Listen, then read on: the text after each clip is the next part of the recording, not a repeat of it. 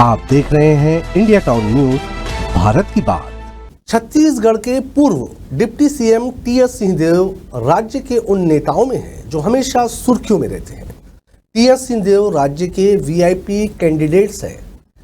TS Singhdeo राज परिवार से आते हैं। सरगुजा और छत्तीसगढ़ की सियासत में इस परिवार का हमेशा से बड़ा कद रहा है। इन दिनों टीएस देव सिंह अपने एक बयान से खूब सुर्खियों में है।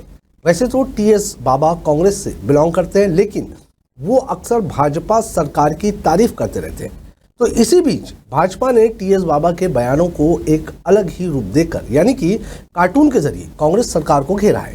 तो क्या है पूरा मामला, देखिए हमारी इस खास रिपोर्ट में। नमस्कार, आप देख रहे हैं इंडिया टाउन न्यूज और मैं हूं आपके साथ कमर गौस। छत्तीसगढ़ के पूर्व उप मुख्यमंत्री और कांग्रेस नेता टीएस सिंहदेव ने हाल ही में राज्य सरकार की नक्सल नीति को लेकर एक महत्वपूर्ण बयान दिया।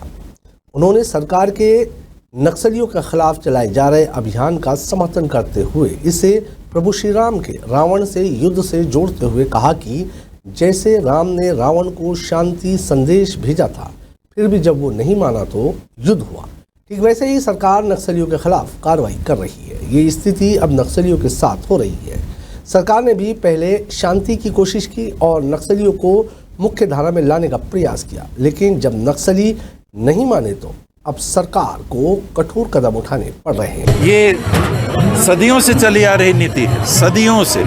कोई आज के राज्य की या कोई कांग्रेस की नीति हो या भाजपा की नीति हो या किसी की नीति हो, ये नहीं, सदियों से यही नीति है। कोई भी राजतंत्र रहता है वो यही करता है। आप पुरातन समय से ले जाइए, रामचंद्र जी ने क्या किया, आज हम रामनवमी मना रहे हैं। समझाया होगा ना, रावण को भी संदेश भेजा होगा कि शांति के रास्ते को अपनाओ, मुख्य धारा में आओ, शांति में आओ। नहीं आए, रावण जी ने हरण किया और बहुत सारे काम किए। यज्ञों में दानव आते थे और यज्ञ को भंग करने की कोशिश करते थे कि भाई मत करिए, पहले चर्चा होती है। नहीं माने, फिर राम जी ने शस्त्र उठाए। सेम नक्सली के खिलाफ ऐसे ही हो रहा है, सेम नक्सली के खिलाफ सेम कि पहले आइए, मुख्य धारा से जुड़िए, नहीं मानेंगे तो चर्चा करेंगे आपसे क्या दिक्कत है। फिर भी नहीं मानेंगे और हथियार उठाएंगे।